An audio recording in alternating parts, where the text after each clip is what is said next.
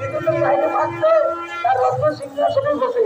কিন্তু আপনারা যারা ভগবানকে দর্শন করতে যাওয়ার সময় পান না, যারা ভগবানকে দর্শন করতে যাওয়ার জন্য মন্দিরে যেতে পারেন না, যারা ভক্তজীব, যারা পতি, তাদেরকে উদ্ধার করার জন্য জগৎপতি জগন্নাথ ফিরে এসেছেন।